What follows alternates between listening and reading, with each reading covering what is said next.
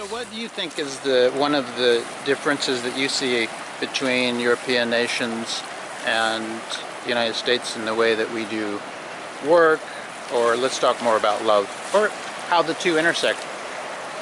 Now, what I like that what you said is we take longer lunch breaks. We take more time to connect.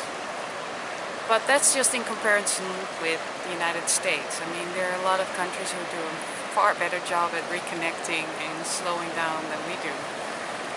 But it's going into a cultural perspective on work that if you're really, really busy with work, you're kind of on the wrong side of life. So what seems to be very interesting now is what people call work-life balance.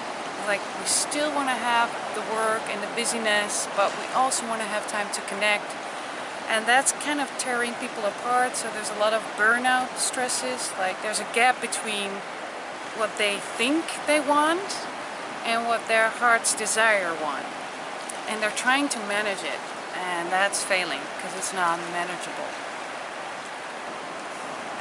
Because you cannot, from a mind perspective, enter into the space of, okay, let's connect. Because that would look like, okay, I have 10 minutes to connect. Okay, got it? I mean, that's so, that time pressure environment is not good for, like, okay, let's really feel into each other and let whatever comes and whatever arises just be and ripple out. And in that I can feel truly seen and truly met. And that doesn't go well with managing. It's just letting in and letting be more. Letting in and letting be. Okay, letting in. Usually we're kind of looking at letting go of stuff. Like, I need to let go of my work. I need to let go of this grief. I need to let go of this anger. And that's kind of, in all this doing, I'm reconnecting with the grief and the anger and the pain. And the only way out is the way in. It's really take the time to sit with grief and anger and how to hold yourself in that. Mm-hmm. And that's where the somatic practices really help. How to hold yourself going through the motions. They're called emotions, but in essence they're just energy in motion.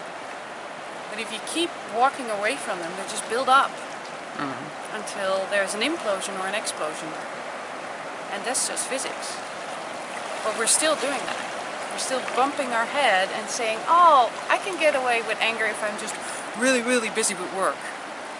And then it's just going to eat up in your work, and you're going to lash out to someone who works there, and it has no relevancy to what's really going on at that point.